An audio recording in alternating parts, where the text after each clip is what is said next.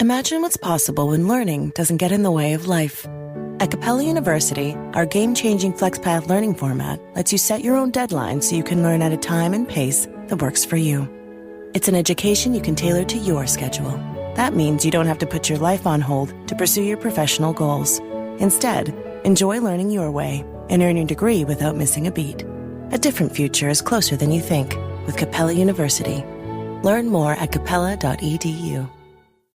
At Sierra, you'll always find apparel, footwear, and gear for 20 to 60% less than department and specialty store prices. But right now, it's clearance time, so you can save even more on everything you need to get active and outside. Visit your local Sierra store today.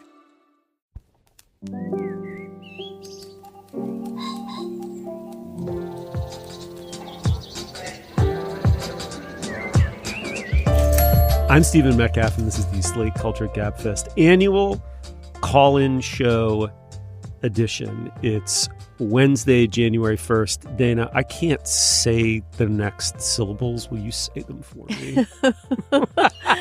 2025, baby. No, I'm still 40 years old. The year in which only good things will happen, and nothing that happens in January could possibly permanently change all our lives. Oh, damn. All right. Well, greetings, Julia Turner. Hello. How are we doing out there in sunny LA? You know, we're good for reasons we don't need to get into. I'm recording in a blindfold today, so I just want everyone to know that. That's my approach to 2025, and let's see what it does for us. Ostrich mode. Yeah, when we were kind of warming up, you said I'm blindfolded and sitting in a chair, and I just thought of it's already Pinochet's chili here. I mean, it's... Is there a light bulb hanging out of my head? She's holding up today's newspaper with January 1st on it. It's like a freaking Ariel Dorfman play. This is bad. It got dark. I can't tell you if there's a light bulb on a string over my head because of the blindfold. Anyway, let's continue. Sorry, to those for whom that's confusing. I'm having a minor and hopefully unserious medical event. I just have a visual migraine, so I'm wearing a blindfold. I have not actually been kidnapped. Let me do some proper introductions. You are Julia Turner. You are a fellow at the Annenberg Center for Journalism at USC and co-founder of this enterprise. Hello, hello. Hello, hello. And of course, Dana Stevens, who's sitting across from me delightfully, is the film critic for Slate. Hey, Dana. Hey, I just wanted to let everyone know I have an actual Madeleine in my hand, a la Proust. So if any questions come up about our childhood or reaching back into our deep past, it's nibble time. Shove it in the maw. I love it. All right.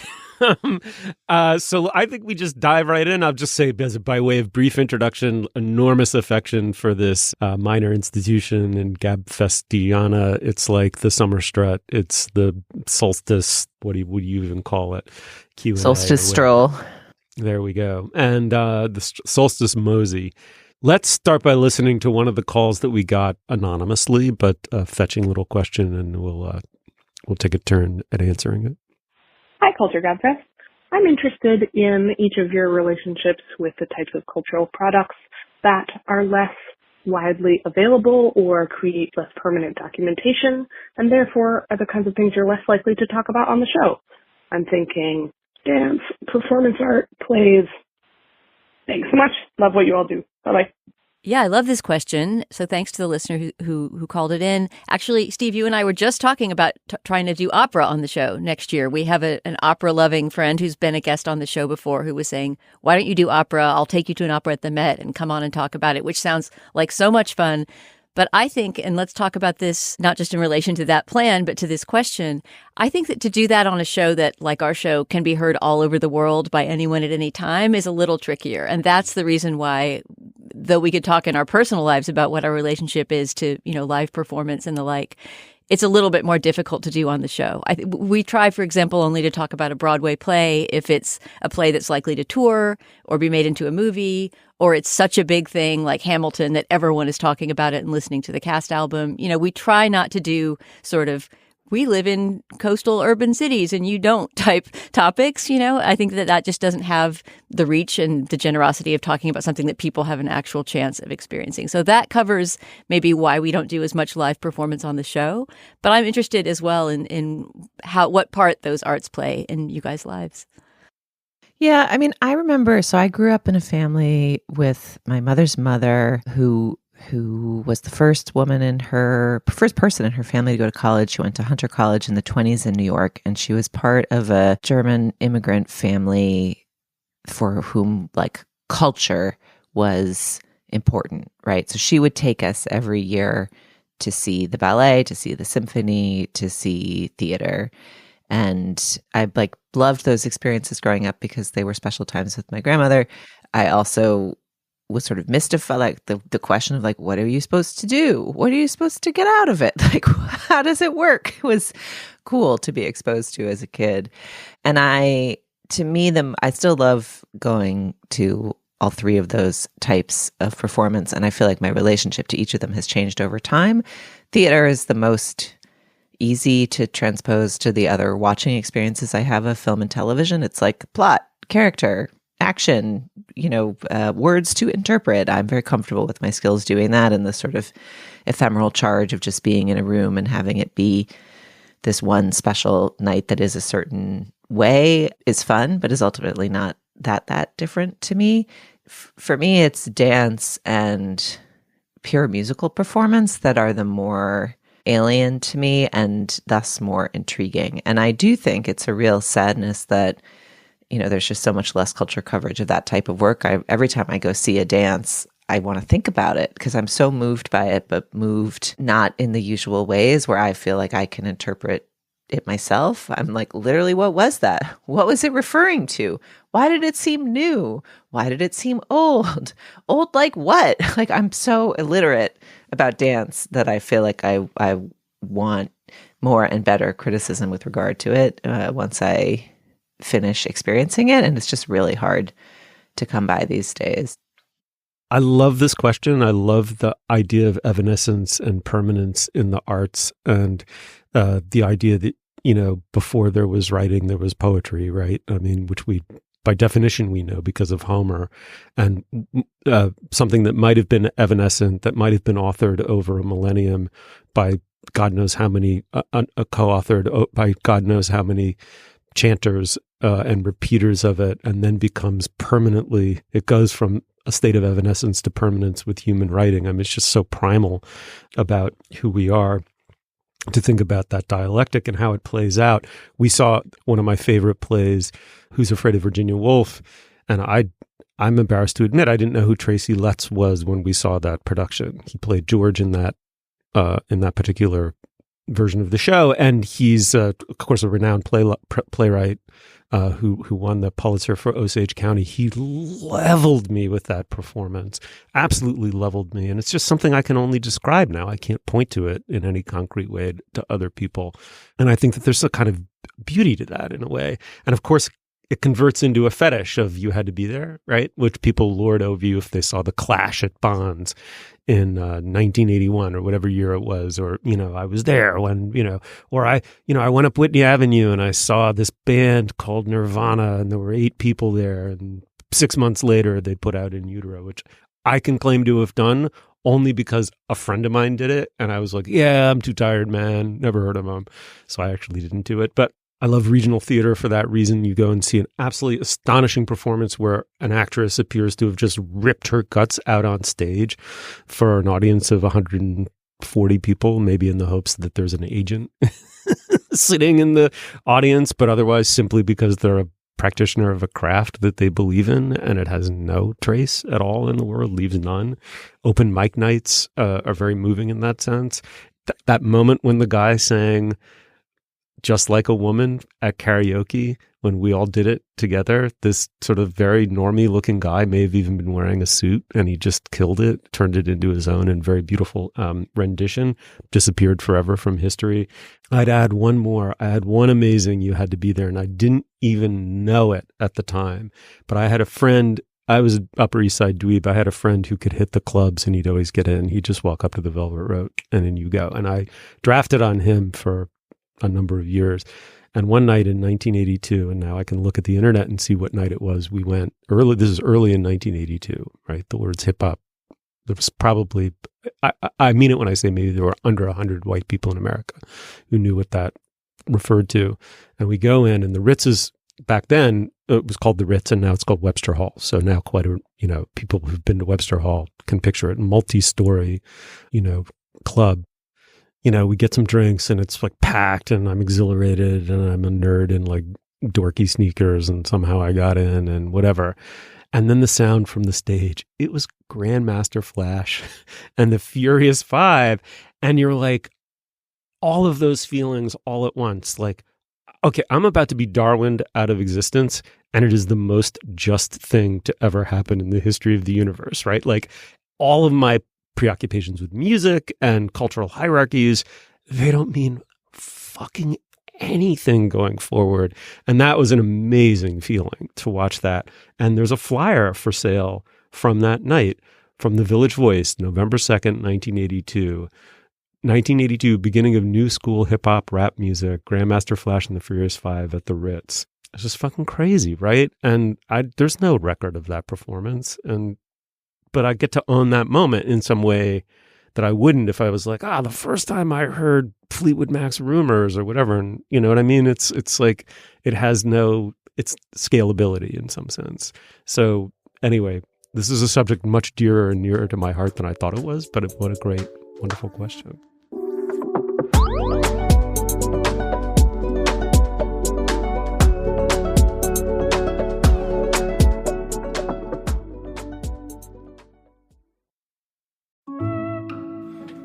This podcast is brought to you by Progressive Insurance. You chose to hit play on this podcast today? Smart choice. Progressive loves to help people make smart choices. And that's why they offer a tool called Auto Quote Explorer that allows you to compare your Progressive car insurance quote with rates from other companies. So you can save time on the research and can enjoy savings when you choose the best rate for you. Give it a try after this episode at Progressive.com. Progressive Casualty Insurance Company and Affiliates. Not available in all states and situations. Prices vary based on how you buy. Since 1981, Justin has been producing world-class Bordeaux-style wines from Paso Robles on California's Central Coast. As the pioneer of Paso, Justin wines are what put Paso Robles on the winemaking map. With a rich history of accolades, Justin produces exceptional wines and is proud to be America's #1 luxury Cabernet. Justin Wine was nice enough to send me a couple of sample bottles earlier this year, and they were both delicious. My favorite was called Isosceles. Justin didn't quiz me about my wine preferences or anything, but somehow they nailed exactly the way I like a red wine to taste, which I guess is Bordeaux style, I now know. Anyway, Isosceles was a really nice wine, and I would happily drink it again. Enjoy exceptional wine all season long with Justin. Whether it's for seasonal celebrations, festive dinner parties, or gift exchanges, Justin Wine is sure to make your holidays memorable. Pick up Justin Wine today at a store near you, or visit justinwine.com and enter Gabfest20 for 20% off your order. Justin offers the perfect holiday gifts for clients, colleagues, friends, or family. Be sure to check them out at justinwine.com to receive 20% off your order for a limited time. Hi, love your show. I listen every week from Switzerland, and I love to hear your thoughts on food and cooking. I was just paging through this really cute cookbook by the British novelist Michelle Roberts called French Cooking for One, and it was so fun and indulgent and joyful when it came to the idea of cooking for yourself. It made me think of Microwave Cooking for One, which was the Cooking for One cookbook I grew up with, which kind of made me afraid of ever being alone because of the abject misery it projected. So my question is, do you guys ever cook for just yourselves? Is it different than when you cook for other people? Is it joyful or like sad and terrible? Love your show. Thanks. Well, I mean, I think I often cook for myself for lunch or for like a late breakfast. Like sometimes I'll have like a protein bar and coffee in the morning and then get a couple hours of work done. And then I'll emerge hungry mid-morning and I'll make myself some like breakfast tacos or some scrambled egg, or I'll make Dana's famous thyme toast that she taught me about when she saw the thyme plants in my yard. Which is Thyme toast forever. Thyme toast forever. Did I tell you I made it for Plots when he visited last month? Oh my goodness. I think we have to tell our listeners what time toast is real quick. Well, Dana, here, drop your recipe, which is an awesome cooking for yourself recipe. Okay, so I happened to be visiting Julia at her beautiful house in LA where she has an incredible garden, and she had this lush, many herbs, but this lush kind of thyme plant, and was saying, I don't know what to do with all this thyme. And so I told her about my sort of invention, sort of adaptation from other things I had read about, which is thyme toast. So you take some good bread, preferably sort of like a rough, crusty kind of bread, can toast it or not. Then you put something cheesy on top, like farmer's cheese, cream cheese, something with protein. Ricotta is nice. Then you sprinkle some thyme, just loose thyme leaves on it. And then at the end, if you want a touch of sweetness, you can add some honey. And it's the best breakfast. It touches it's got the sweet, the salty, the savory. Have that with a cup of coffee or tea, and you're good for the day. It's delish and does help you use up your bushels of time if you're in a position where you've got bushels of time with the H. And yeah, so I'm cooking for myself, but I do think the sort of cooking for one cookbooks, they come with this cultural implication of like, you have no one to cook for and thus you need this, as opposed to like, sometimes in life you're just making something for your own pleasure. And I really love it. Like it feels like a form of self-care. I like things a little bit spicier than most of my immediate and honestly extended family. I have a particular soup that I cook for myself when I'm sick called sick soup that nobody else likes, where I will chop up onion, saute it with a shit ton of red pepper flake and some dried rosemary that's really astringent, and some salt and pepper, add mushrooms and carrots. Once it gets all sauteed down, cover it in like an inch or two of chicken broth, and then separately I'll boil up some egg noodles, and then I'll pour this like super spicy brew over the egg noodles. I like the really wide ones, and put some parm and parsley and salt and pepper on top. And like nobody likes this dish but me. But anytime I feel I'm getting a cold, I'm like, so I'm out of dinner. You all fend for yourself for dinner. I'm making myself sick soup. And it feels like not just delicious, but this like little ritual of like taking care of myself. So I enjoy cooking for one, but maybe that's easier to do in a context where I'm full of a house of people that I can and do cook for on other occasions. I actually have a personal story about how I kind of learned to love to cook for myself. I mean, I lived alone for many years, so I always cooked for myself just because that was how you get food to eat. But at that time, I don't think I particularly liked cooking. I don't think I had even conceptualized that I didn't like it. I think I just didn't have the patience. You know, I was a young person with other things on my mind, and I would throw together 2 or 3 dishes reliably, and that was it. So flash forward to many years later, during the kind of height of COVID period, or maybe not quite the height, because it was the period when people were starting to leave their bubbles and maybe at least visit family. So there was this week during winter at sort of, height of pre-vaccine COVID when I was by myself in the house. The rest of my family, my husband and child, went to go visit her grandparents and do some other things, basically sort of get out of the house because I was trying to finish my book. And I was all alone. And because of sort of shopping rules during COVID, we just shopped once a week. So I was at home with a full fridge and nobody else there. And I feel like I sort of learned to cook in that week. I kind of learned to be patient. I think I learned a technique that I couldn't have learned when I was younger and rushing around throwing things together, which was, oh, wait, if you actually pay attention to what you're doing and stay in the kitchen the whole time and think about what would make it taste better, you can become a better cook. And it wasn't like I was consulting cookbooks or anything. In fact, I was pretty much making, familiar recipes I'd made before.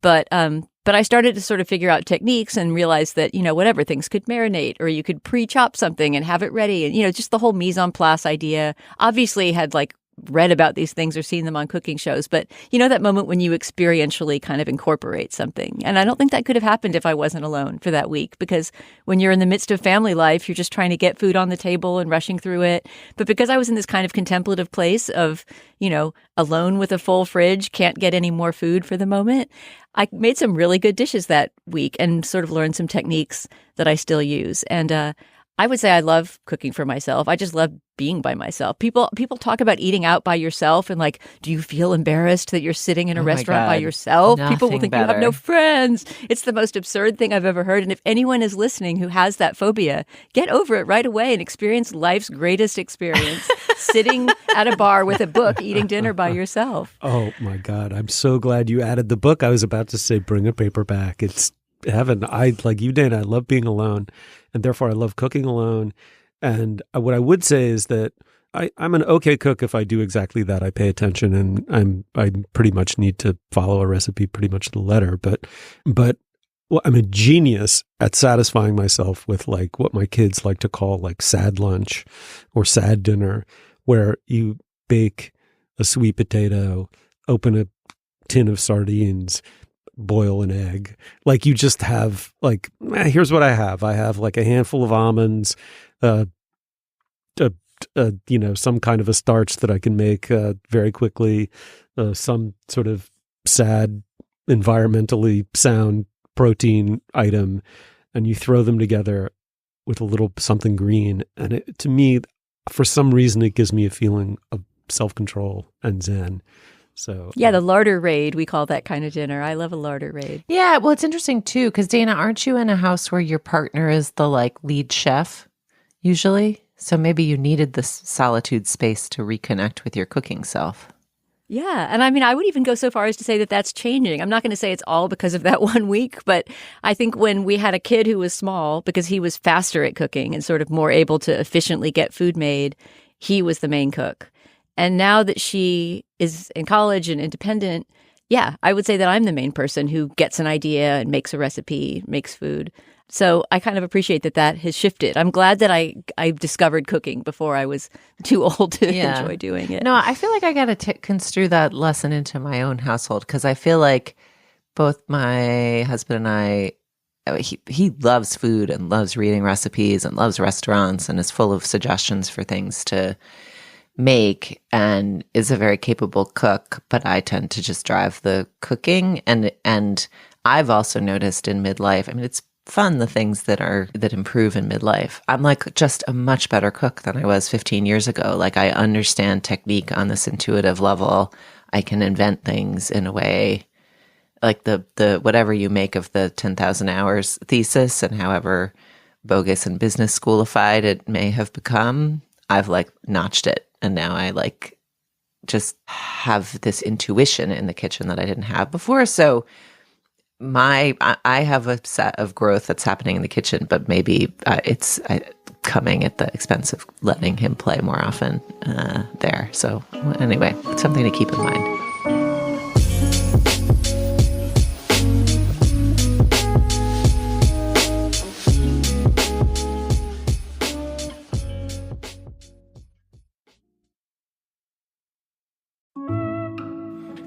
This podcast is brought to you by Progressive Insurance. You chose to hit play on this podcast today? Smart choice. Progressive loves to help people make smart choices. And that's why they offer a tool called Auto Quote Explorer that allows you to compare your Progressive car insurance quote with rates from other companies. So you can save time on the research and can enjoy savings when you choose the best rate for you. Give it a try after this episode at Progressive.com. Progressive Casualty Insurance Company and Affiliates. Not available in all states and situations. Prices vary based on how you buy. Need something to break up the long winter nights? Treat yourself to a little something, but don't spend a fortune doing it. Don't spend a fortune on your winter blues. That's silly. That's where Quince comes in. With Quince, you can treat yourself to everyday luxury at an affordable price. They are absolutely one of my favorite clothing companies, infallible. I have European linen shirts that are beautifully made linen shirts. I wear them all summer, just rotate through them. Very affordable. And now I happen to have just put in my cart, literally 10 minutes before doing this, organic cotton Cool Max chino. It's luxury at an affordable price, they say, and that's exactly what it is. Whatever you're looking for, do you want Mongolian cashmere sweaters or Italian leather handbags, washable silk skirts? And of course, European linen. They've got sheet sets in addition to the shirts that I love. By partnering directly with top factories and cutting out the cost of the middleman, they pass the savings on to you, which means me.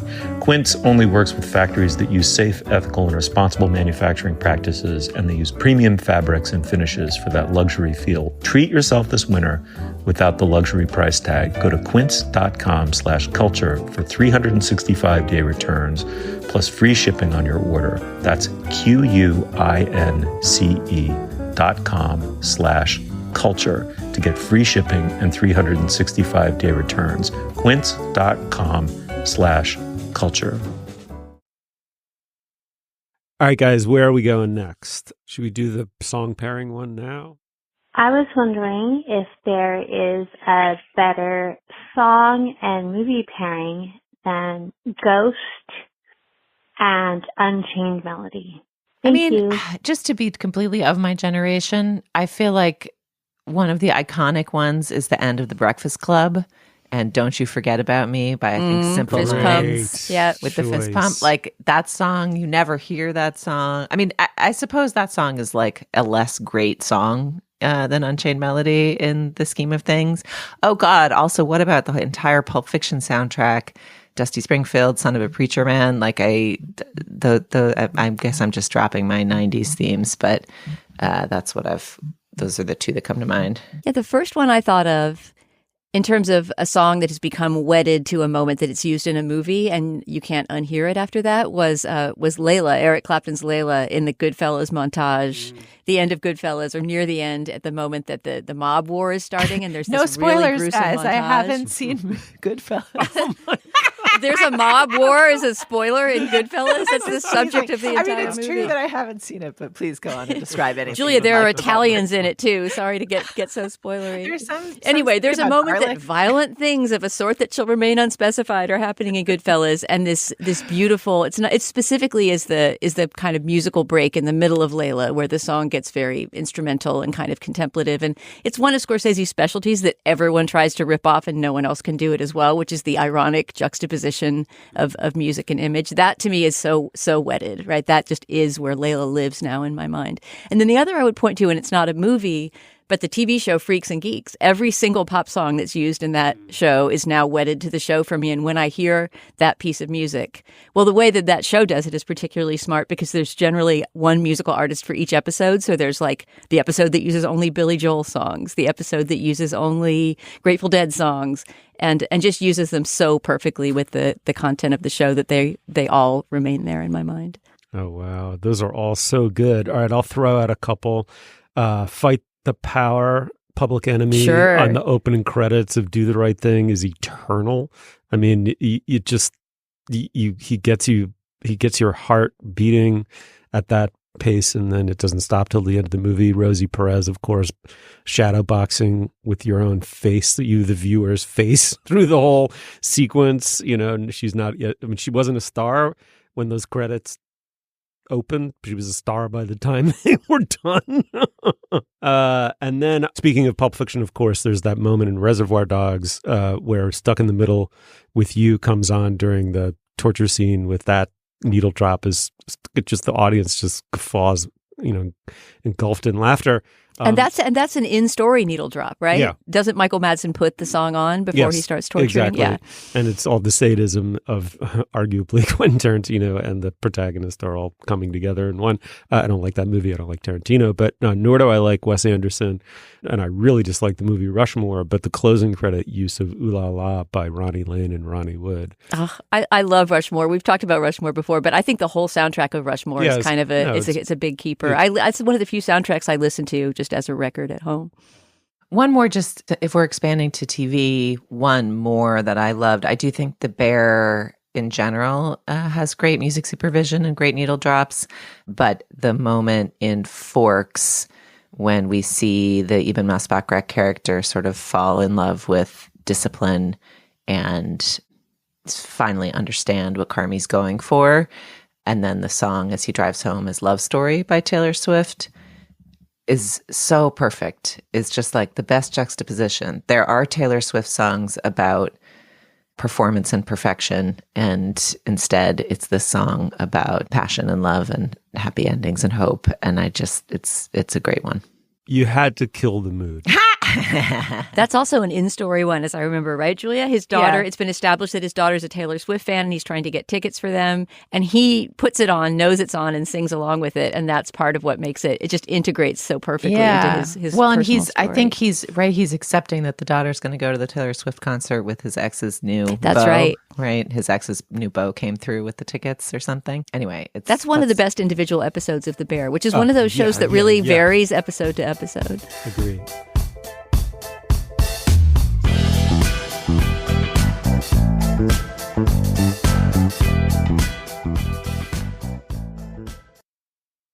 It's the moment in the Slate Culture Gabfest when we discuss business. This week, our only piece of business has to do with the same thing as our main show, call-ins. So we got one question from a listener about pottery, about our relationships to pottery and ceramics that we went so hog wild on. I would never have thought that Julia in particular had so many pottery opinions, but then that got me and Steve going as well, and it turned into this whole conversation about housewares and comfort and domestic space, and it was really fun and lively, and we kept saying, but now we're done, but wait! So we thought because we went so long, our Slate Plus listeners might enjoy hearing that as a separate segment. So if you're a Slate Plus member, you'll hear us going on and on about ceramics this week. And if you're not, you can become one by going to slate.com/cultureplus. When you're a member, you get ad-free podcasts. You get bonus content like us ranting about ceramics for close to half an hour. And of course, you get unlimited access to all of the writing and all of the podcasting on Slate. When you're a member, you're really part of what's keeping the show and the whole magazine afloat. So please sign up today at slate.com/cultureplus. Once again, that's slate.com/cultureplus. Or you can subscribe on Apple Podcasts by clicking Try Free at the top of our show page. All right, back to the show. Hi, Culture Gabfest. So I am calling from Philadelphia. I have a question to you about making new friends. So most of my friends throughout my life have been made either from school or at work. And now I'm in a situation where I'm no longer in school. My work is largely solitary, and many of my friends in the city have moved away. So I'd like to hear you guys talk about how do you make new friends as an adult? And I'm not really a sporty, exercisey person, so preferably no, non-sports venues for recommendations. No rock climbing gyms for me. I'd love to hear each of you tell the story of how you made your most recent friend.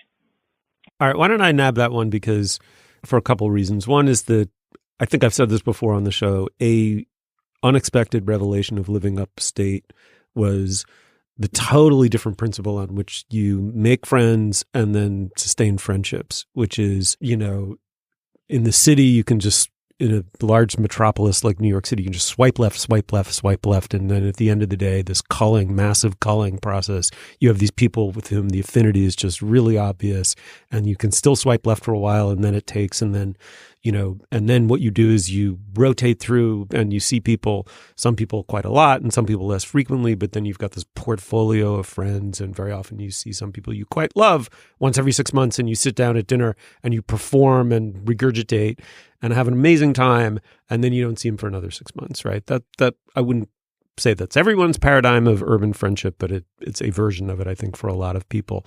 When you're in a tiny pond, rural pond, your neighbors, a lot of, propinquity, is that the word? And kismet. Propinquity and kismet tend to produce friendships, unexpected friendships. And for the first time in my life, I became friends with some people who were substantially older than I was, which was wonderful. I'll give you one in particular, which is we had a power line fight up where I was very soon after we'd finished tarting up this old farmhouse and thought we were really in for it. We thought the state was going to literally eminent domain some of our land and put a high tension, or whatever it is, the high voltage power line right through us would reduce our house value to zero. And in fact, we would have just moved back to the city at that point, totally defeated. It was really horrible. And my wife led the effort to just defeat it, which everyone told her was impossible, and she did it. And from that moment on, we had a totally different relationship to our community and also to our neighbors who joined us in that fight, two different couples in particular. I would say my most recent serious friend is the husband of one of those two couples. He's about 20 years older than I am, a retired architect who led a fascinating life in New York City back when New York was genuinely cool, right? And essentially went to RISD with the Talking Heads and dated Tina Weymouth, and they all moved en masse to the city, and he started his firm with Tina Weymouth's brother. And so he was just part of that moment, and never mythologizes or self-mythologizes. You have to drag it out of him. An incredible person. And I'll just tell you, I think the most distinctive story where our friendship really got cemented. At the time, I was an annoying vegetarian, and it annoyed the shit out of him because he's sort of he styles himself a gruff man's man. He's full of shit. He's a little gooey caramel nougat about 2 inches beneath the crust, but he was still fronting that he was this man's man who thought I was just the funniest little, whatever. And He was a heavy smoker, no filter, roll your own smoker kind of guy, like chain. And at the time, this was probably a decade ago, he's 70 or whatever, and he's just got a chronic, vicious, phlegmy cough. And you're like, I'm going to lose this friend practically right after making him. It was terrible. And one day we're at brunch with this they actually aren't proper British couple. They're an incredibly improper British couple. But for the purposes of this anecdote, there was this determination among all of us that we were going to have an intervention with our friend, but it would have to go through his wife, and there were proper ways to do it, and they were going to take the lead. And out of nowhere, my friend Peter is hacking, and out of nowhere, the husband in the British couple says, "Oh, for fuck's sake, Peter, what will it take to get you to stop smoking?" And Peter, without pausing, says, "I'll give up smoking if he eats meat." And he points at me, and I said, "Pass the chicken." And I picked up a drumstick, ate a drumstick. First time my lips had touched meat in 23 years. And then I like dropped it like I dropped the mic. And I said, "I guess you're no longer a smoker." He hasn't had a cigarette since, and I am a happy omnivore. And from that moment on, we were just freaking buddies. Oh, that's a really good meet cute friendship story. Meet cute. I saw what you did there. Oh, I wasn't even trying for a pun. All right, Anyway. Julia, who's your most recent friend? Can you beat Steve? Have you made one more recently than 10 years? I have. I mean, I only moved here 6 years ago. So obviously I have some pre-existing friends out here, but have built a whole world in LA. I have a couple thoughts on this. One is I coming into the LA Times as a senior management boss type created a different like when you enter the building as a boss, you can't actually make friends with people. Like the boss can never quite be the friend. You can be friendly, you can be supportive, but there actually is a structure and kind of distinction that you have to maintain there, I think, to do the management part of the job well. And that was, different with my evolution at Slate, where I started as a pup and there were people that I became the boss of who I had been comrades in arms with, and I had to sort of navigate that in all of those relationships. But I have so many wonderful colleagues from the LA Times and had so many good times with them. But the kind of like trust and intimacy outside of the workplace was harder to develop in that context. So it's been fun since I left to sort of just like declare some of them true friends.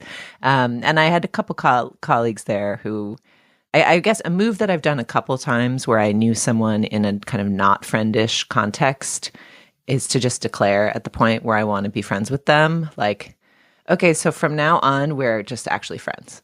Like, I think we should be friends. Like, to literally say it out loud. And it sort of like releases whatever the other relationship was and declares like an intent of kind of trust and intimacy that is sort of lovely.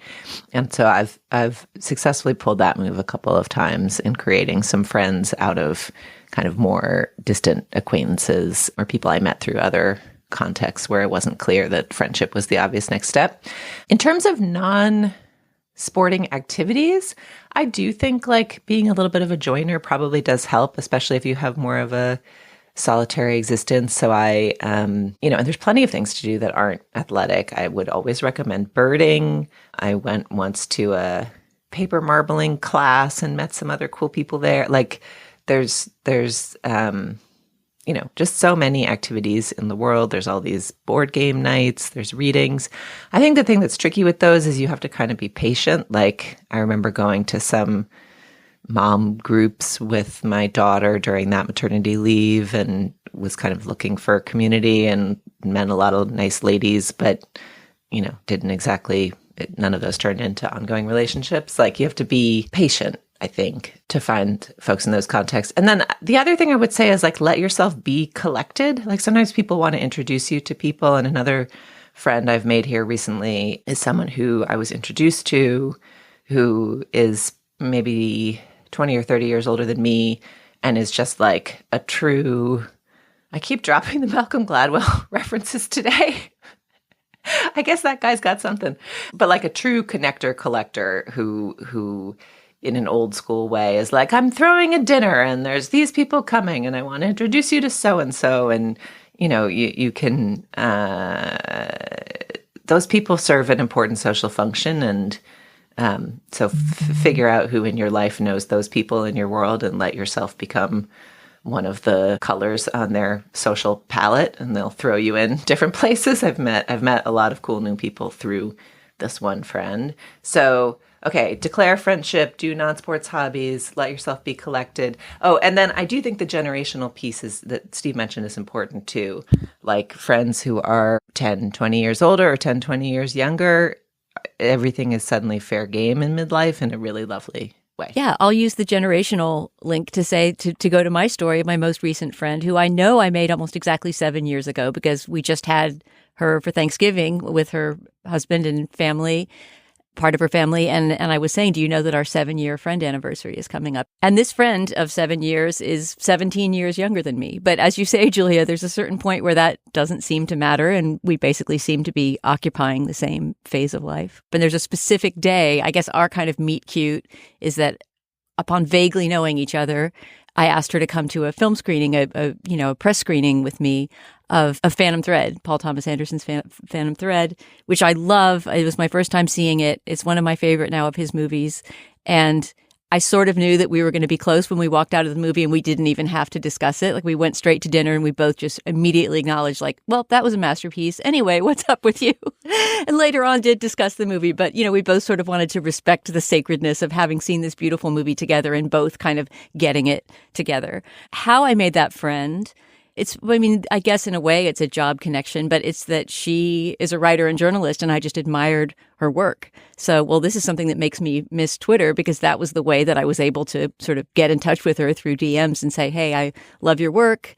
And, gradually we sort of became online friends and then eventually went to the screening together in real life. And so I'm not sure, this is sort of like pulling the ladder up behind you because that way of making friends isn't quite as easy anymore. Not that there aren't social media platforms with direct messaging on them. But, the idea that there's just sort of a central bulletin board you can go to and find somebody because they are a good writer and then eventually get to know them. But the idea that you can just see somebody's writing out there and there's a sort of central messaging place, a bulletin board that you can just go reliably find anyone and maybe get in touch with them is less true than it was at the time. So I'm not sure that's exactly a path to getting to know someone, but it is, I think, possible to use the internet if there's somebody out there who's doing work that you think is interesting and they live near you. I mean, I don't know. Ultimately, this friend and I might have gotten to know each other anyway, just through the common social circles of being people writing about culture in New York. But yeah, it was sort of social media that got us together, even though it wasn't through her tweets that I first wanted to be her friend. I know social media 1.0-ish was so innocent comparatively. As a travel writer, I'd sort of send out a flare to a city via a friend, you know what I mean? Or say I'm going to a city. I'm going to Helsinki, for example. Does anyone in my Facebook group, anyone know someone there? And lo and behold, I went and hung out with a person for the entire time I was there, showed me her city and met her boyfriend in her social circle and had the freaking time of my life. It's like, imagine, I don't even know what the equivalent now would be. It almost seems like my colleagues are saying that sometimes technology is good. The other thing I would just throw in too, I forget, Steve or Dana, which of you it was who exhorted our listeners to get over their fear of eating at a bar alone and to embrace one of life's best experience. Like, I think an important thing to remember about midlife friendship is that it's hard for everyone. I mean, maybe not everyone. And if you want to write in and tell us about how you're so seamlessly making friends left, right, and center, go for it. But I feel like after my maternity leave out here, and as we were coming out of the pandemic, I was sort of like, okay, I got to make an effort. Like figuring out how to cement and set up these like proto friendships in LA is almost like being, a single person on the apps looking for a partner. It's like, you got to put in the work. You got to like sit down at the beginning of every few months and be like, what are the dates that I could have a dinner? And then you got to email all the people who you've said you might have dinner with and put it down and like book the babysitting and make like, you have to treat it. You have to like really cultivate the field, And I remember as I was starting to do that, I was thinking of that as like a personal quest. Like I'm in this unusual position of having moved to the city right before the pandemic and then experienced a loss and a birth and a leave. And I was like, I'm the one coming out of hibernation back into the social world. And then at every single one of those dinners I set up or hikes or whatever, everyone else is like, I'm just trying to find people. I'm so glad you reached out. Like people everyone gets narrowed into just the concerns of managing their lives, and everyone's pretty grateful. And sometimes you connect and sometimes you don't. And I think there's also that like beautiful midlife comfort of like, you are a person who is a good friend, has known great friendship, has known great relationships, and you're open to it, and to sort of not take it personally if it doesn't click or it doesn't work out or you don't get the thing on the books, or you do. And it's kind of just like, okay, we had a nice dinner, but it doesn't feel like we're going to have 20 dinners more in the next 5 years. Like, just try to cultivate that like centeredness and directness, which I think comes back around to the just like, okay, is it time for us to be friends now? I think we should transition this into a real friendship. Like, when do you want to hang out? Like, I think people find that directness kind of disarming. Yeah, you have to be willing to be vulnerable, right? Like, which I wouldn't say is my strong suit. And you have to put yourself out and accept that it might not go great.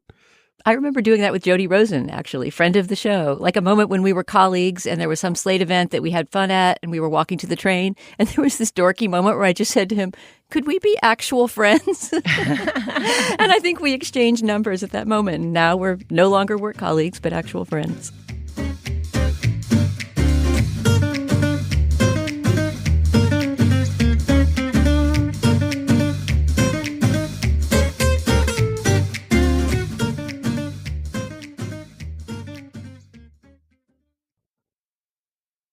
This episode is brought to you by Heyday. Looking to escape all the festive chaos? Turn holiday hecticness into harmony with Heyday, the mobile game that helps you harvest calm, one crop at a time. Reclaim your me time. Relax, decorate, and enjoy farming bliss as you tend to your animals and harvest crops as part of a welcoming, stress-free community. Join over 20 million players. Just tap or click on the banner now to download Heyday for free today. Okay, so the next one we're going to do does not have an audio clip attached, but it's a great question. It's from Gary, listener Gary. What do the following people have in common? Bill Clinton, Martin Luther King, Carl Icahn, Susan Sontag, Susan Sarandon. You would think nothing. No, they all studied philosophy in college or were philosophy majors. Given our times and frequent appeals to notions like freedom and autocracy, democracy, woke, there's very little discussion of studying the deeper meaning, if not origin, of these terms. Why is that? Why is philosophy not studied more, referenced more when its terms are thrown around with abandon? Gary concludes with, who studies philosophy? Would it make a difference if more people did? Julia. Okay, I'm so glad someone sent this question in, because I think we've talked so much about philosophy on the show, or rather we've heard Steve talk so much about the philosophy he's reading on this show and drawn from his philosophical insights about the things we discuss. I also think it's suspicious that there's no audio and that we can't prove that Steve didn't just create a dummy account to send this in. But I'm so glad to talk about it in the abstract. I mean, on the one hand, these are the macro questions of life that have, I think, otherwise been considered through religion or maybe through poetry and literature. Like, why are we here? How do we think about our responsibilities, our gifts, morality, ethics? I mean, it's all the meat. And I remember thinking myself interested in that kind of thing as a kind of curious and philosophical kid. And I got to college and I took a political theory class my freshman year with like a star professor, John Tomasi, who was like a swashbuckling lecturing hottie who gave, vivacious lectures about Kant and Mill and whatever. And then I went and studied history for a few years. And then I took like the 200 level political theory class a couple years later. And I was just like, we were reading, I think it was Kant. And we just were kind of given the text and expected to like think in the abstract about his ideas. And I was like, what the fuck? Like, when was he writing? What was the context? What was it? Like, I had accidentally become a historian in my history studies. And I completely lost the ability to be like, let's just hover up on this spectral plane and think about abstractions of human behavior and morality. And I don't know. I will also say, can you reread that list of people? Bill Clinton, Susan Sarandon, who else? Steve Martin was on there? He does later talk about Steve Martin, Susan Sontag, who was no piker, Susan Sarandon, who perhaps if you add Steve Martin to the list, that's complicating because I do love him, but it's like the club that Bill Clinton and Susan Sarandon are in. Like, I don't know, man. A lot of people who went hard at philosophy in college were like annoying. A lot of people in college are annoying. That's true too. Let's abolish it. Anyway, so I want to hear. I just sort of find the pure abstraction. Nothing's abstract. Everything's grounded in reality and context, and so I find it like a language that is not my favorite interpretive lens. But I'm dying to hear from you, Steve, your thoughts on this. Would it be better if I took philosophy more seriously and if everyone did? I was going to defer to Dana, but I think I'm only going to get more volcanically angry as this segment goes on. No. So I think time to let the steam off. I mean, first of all, I can't account for why it was poorly taught. That's a shame. That's different from it being somehow inconsequential because it's abstract. And the second thing I would say is, you make what would have been or can possibly be a valid distinction between, kind of completely contextless, abstraction and the concrete nature and very contingent nature of history as it unfolds.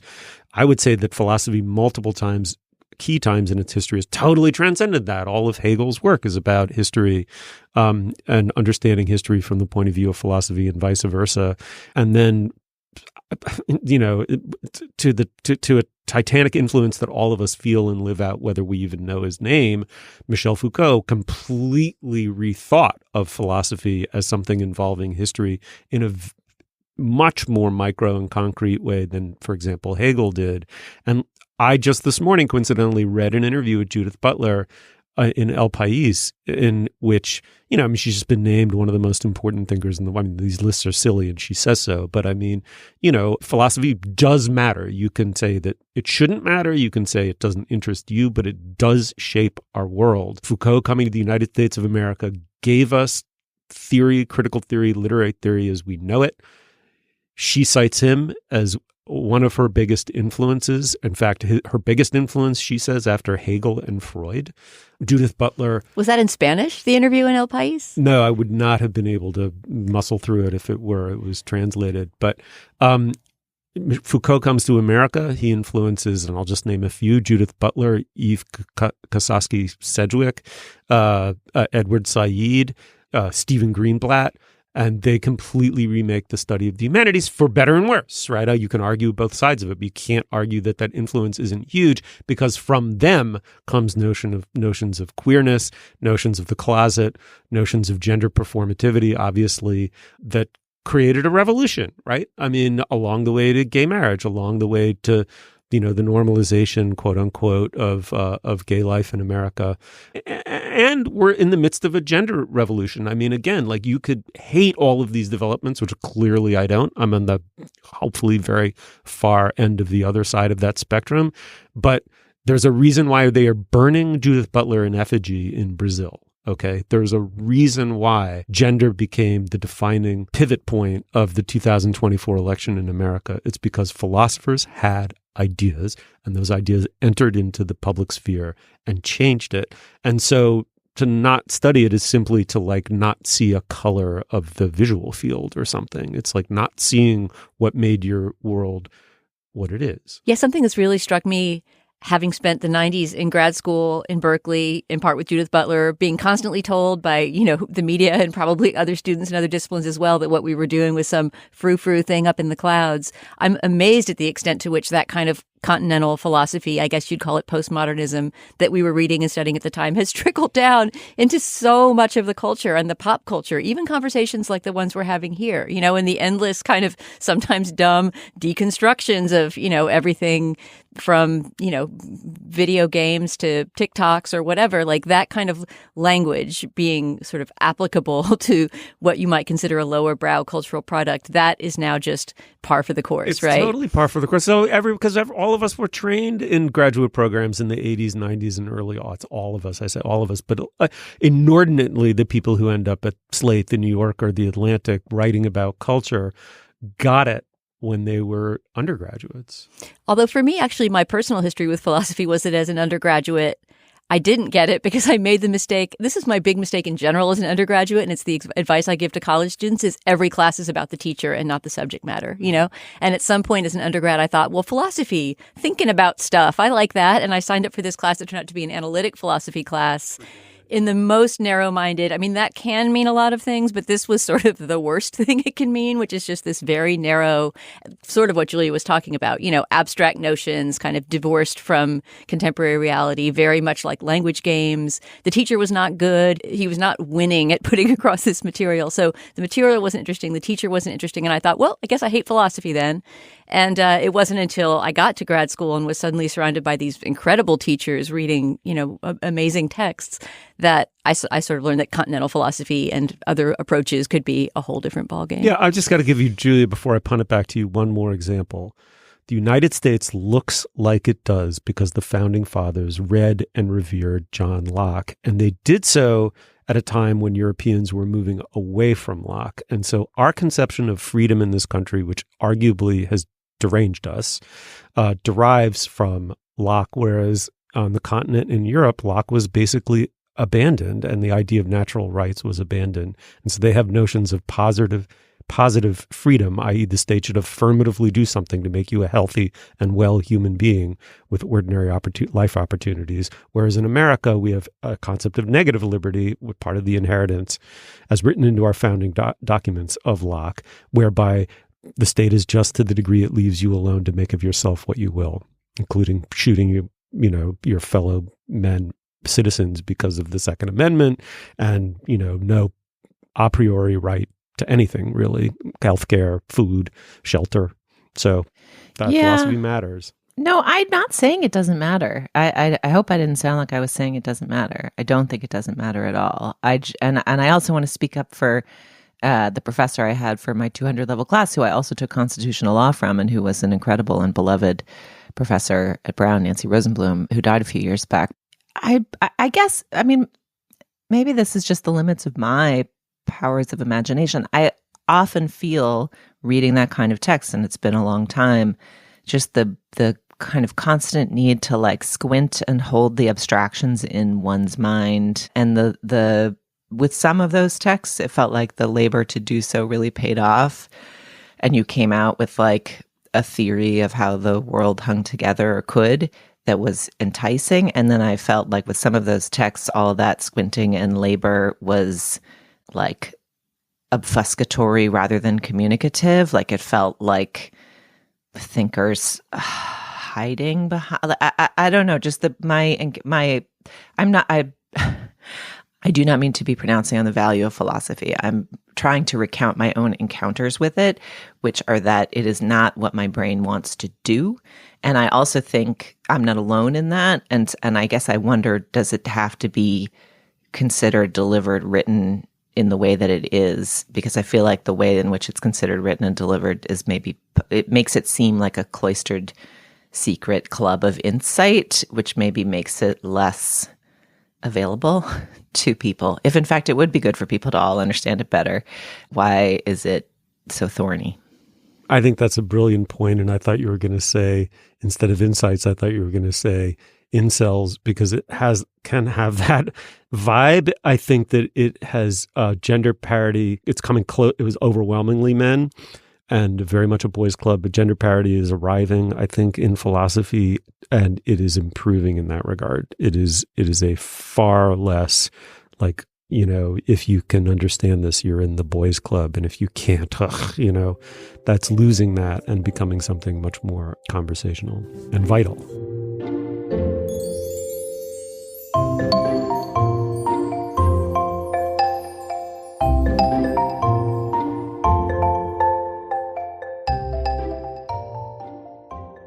All right, here's one I know that we kind of want to get to in case people missed it the first time around. Brendan from Marin County writes in to say that he's really enjoying the new format where we switch co-hosting duties every week, but he feels like he missed the announcement about that. I'm sure he's not alone. What do we make of the change, and how's it going from our perspective, and what led us to it? Julia, you're kind of you got a boss lady vibe to you. I'm just going to say, having actually been a boss, walk us through it. We did announce it the first week we started it, but we kept it pretty low key. I think on the theory that you all know us all at this point, and Dana and I have both obviously hosted the show in weeks that Steve's been out in the past. And yeah, so we've been doing a rotation, and it's been really fun. I mean, for me, I really enjoy the weeks I host, and I enjoy the weeks that Dana and Steve host. And I'm enjoying that the rhythm is a little bit different than it has been in the past. The thing that is not surprising, but is really significant, is like, it's so much harder to host. Like, Steve, thank you so much for hosting all the time for 15 years. Well, it's harder in the prep. Like when you're just the respondent, you kind of got to really immerse yourself in the stuff. You got to read about it. You got to think about it. You kind of got to have your little proto thoughts, but not think them too far so that they come out in an interesting and fresh way. But the sort of like all of the structure of like, how do I describe it? Why are we talking about it this week? Who released it again? What's the name of that actor? How do you pronounce it? Like, what am I highlighting that's interesting about why we're talking about it that teases the conversation without snuffing it out? Like, in advance, all that thinking takes a significant amount of work. And then in the moment, just figuring out how to, the kind of active listening of like, how do you bounce things off of each other and make the conversation lively? I don't know. It's just been like using new muscles. So it's been enjoyable. And I also enjoy like getting to hear Steve sooner in the mix, you know, like I feel like when you're always hosting, then you sort of come around and are the like last word on the thing. And I don't know. I've been enjoying it.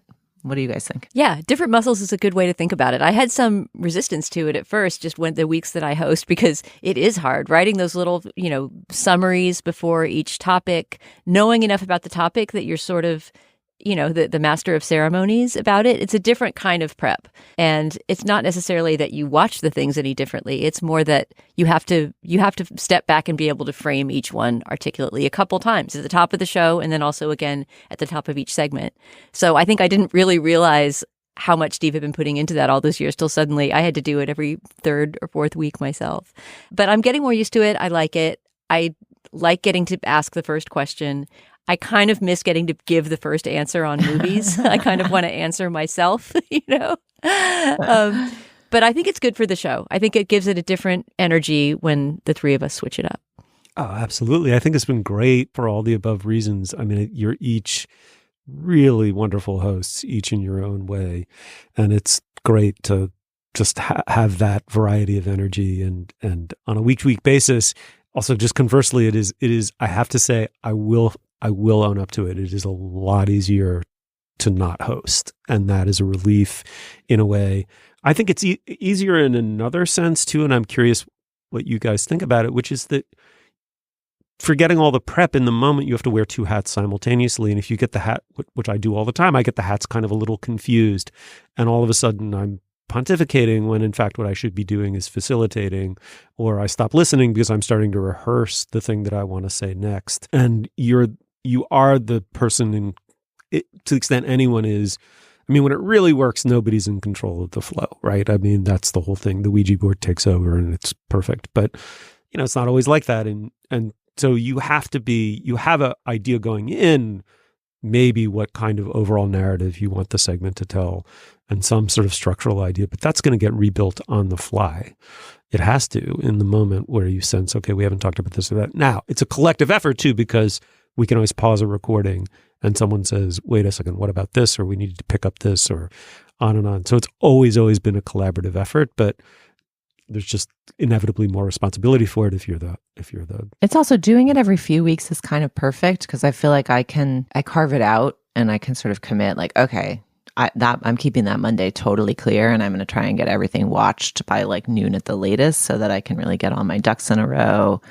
The weeks when I really have it nailed, I make like a little roster where I like remind myself like who distributed it, who directed it, like cast, like the names, the actor names, the, any interesting like technical people with interesting backgrounds that we might want to tuck into the convo, any info we have about the success of the show. Like I make a little, just so it's in my head, I like make a little structured note. And I feel like if I had to do it every week, I would just slide. I wouldn't be able to like some of that, yeah. keep up that level, but it's just often enough that I'm like, all right, it's my turn at the helm. I got to bring it. And you both have. It's been really fun. All right. Well, I hope we did justice to all the wonderful questions that we got. I really enjoyed not only the questions themselves, but just hearing the voice of the person that we've been talking to all these years. I love that aspect of it. So thank you so much for the collective hive effort, Peter. And of course, Julia, it was always a really fun one. I don't know where the idea originated, but I'm glad we have kept it going. Well, we'll see if I ever take this blindfold off in 2025, but I'm glad to have started it this way with you guys. Dana, that was really fun. Yeah, so fun. And the questions we didn't get to, just if you sent us a question and you're sad we didn't get to it, we are going to keep them as a future font of possible Slate Plus topics. So we may well answer some of them in that format in the future. Superb. Yeah, that's a great idea. All right. Well, you'll find links to some of the things we talked about today at our show page. That's slate.com/culturefest. And you can email us at culturefest@slate.com. Our introductory music is by the composer Nicholas Bertel. Our production assistant is Kat Hong. Our producer is Jared Downing. For Dana Stevens and Julia Turner, I'm Stephen Metcalf. Thank you so much for joining us. We will see you soon.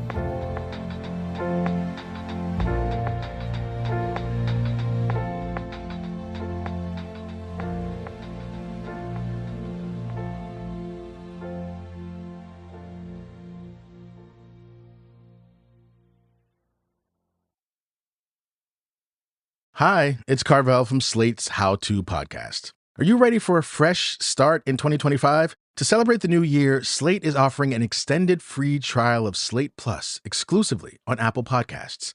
As a Slate Plus member, you'll get ad-free listening on every Slate show, solve life's toughest problems on How To, get advice you actually want to follow on Dear Prudence, keep your pulse on the zeitgeist with Culture Gabfest, and navigate the big questions of life with Death, Sex, and Money, all uninterrupted.